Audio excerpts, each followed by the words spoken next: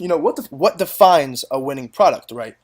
There's a lot of different definitions of an actual winning product, right? It could be a product that people need. For example, the charcoal teeth whitener. It's not necessarily what people need, but that's a product that people want, right? And that's the type of Yeah. product that improves confidence. Okay, for example, they're putting the charcoal teeth whitener on their teeth to get obviously more white teeth to improve their Yeah. confidence. Now, their improvement in confidence is worth the trade-off cost, right, of the money. So you always want to think: is the price that I'm pricing this product at, is the product going to deliver a service or satisfaction to be worth the price? Because that's the thought of the consumer. Right. So you always want to keep that in mind when you're pricing products, when you're choosing products, right? So you always want to have a consumer's mindset. Okay, you always want to be thinking like a consumer and thinking like an advertiser at the same time, right? You never want to stop thinking like a consumer though, because the moment you stop thinking like a consumer is the moment you'll see your sales drop. All right. All right. Think like a consumer and And an advertiser, exactly. So basically what I want to tell you is some credentials of winning products, right? So think about past winning products. For example, the charcoal teeth whitener. We have the ponytail beanie with the hole in the top. All these products are pretty simple. The charcoal teeth whitener was just a simple solution you put on your teeth, and supposedly it makes your teeth whiter, right? It's your classic buy this product and you'll be a better you.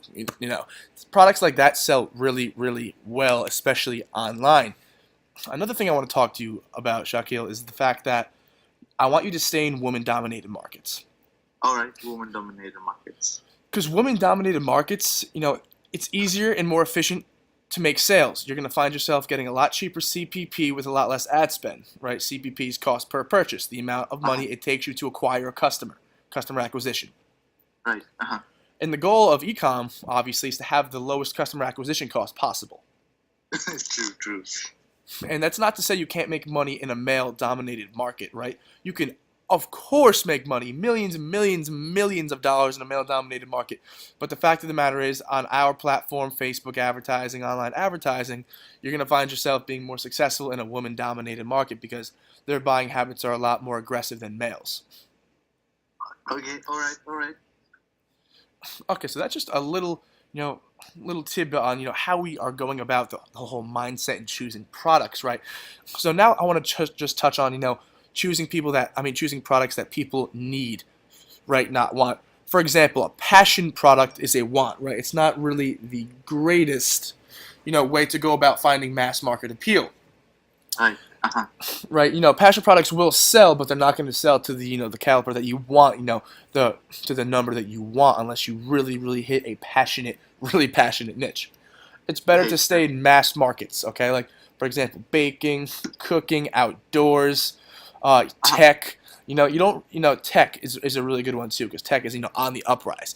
Another thing that I think you guys should look into a lot is VR. VR is going to be huge in a few years.